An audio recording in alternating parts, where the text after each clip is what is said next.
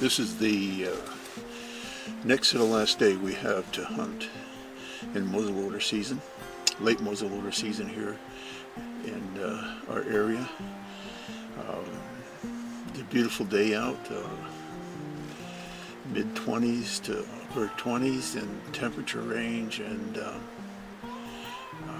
beautiful sunny day, no clouds in the sky. We're right during a full moon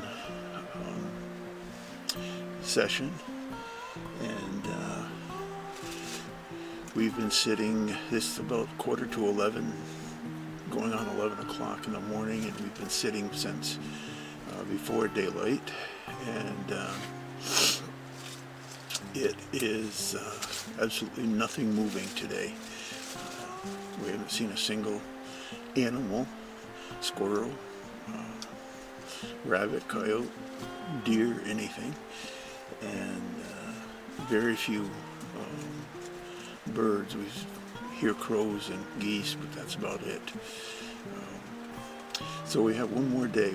There's 2 days left of the season, but only one day that we have to be able to hunt.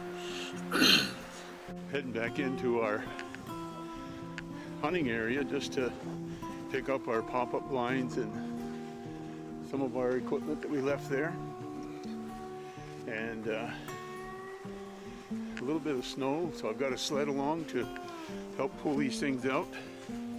This is a road in, so the old wood road, farm road that is used even now. Out in the cornfield, barely see them, but there are a bunch of turkeys where they've cut corn and picked the corn for this season. You can see all the turkey tracks here in the snow. They've been scratching, and they scratch up through the leaves and on the roadside, trying to dig up some of the nuts and such that are here. But there's a lot of turkey sign. There must be 4 or 5 dozen turkeys in this area. Here's the beds of a couple of coyotes right in the middle of the road on this little rise down through the road here. But they see their tracks in the beds that they have been using for a couple of times.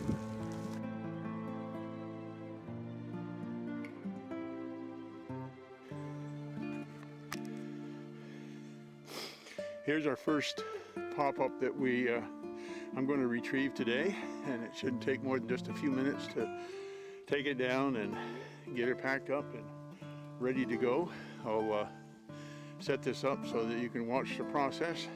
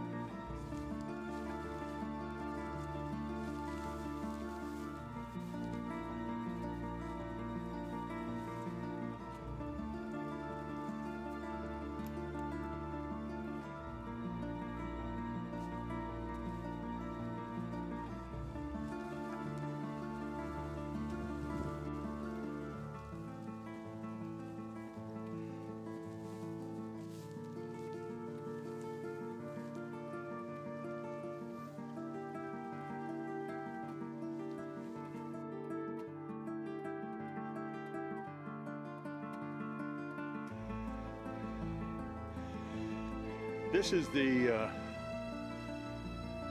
exact spot that I was standing when I shot that 10-pointer off this little ridge down on that little flat down there.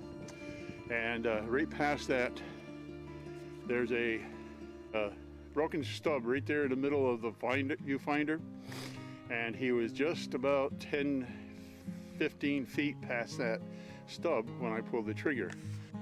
We'll probably sit a little farther down, put one of the pop-ups down in that thick stuff down there and clear out a couple of shooting lanes for next year, because they come in more from that direction in front of me, and that would be away from them. Probably this area over here would be out of their airstream, so to speak, and we'll go from there and try that out next year. We'll do a lot of scouting that we didn't get a chance to do this year. Before I break down this blind that we use this year, let me just say that this is a new property that we hunted. Never stepped foot on it before, and we saw probably all total the days we were here 24 deer or more. I shot the one big 10-pointer that the first video was about, and that 10-pointer was about, well, I didn't weigh him until about 3 or 4 days after he had hung, but he weighed between 180 and 185 at that point, so he must have weighed close to 200 by the time when I first shot him. And he was a big bodied deer, not a very big rack. I think the rack was only about 13 inches. Didn't go past his ears, but it was a 10-point, and the illusion of it looked like it was bigger when I pulled the trigger. And yet we watched this flat. We saw as many as 6, 7, 8 does come through here, different days. Any bucks that we got on camera were pretty much after dark.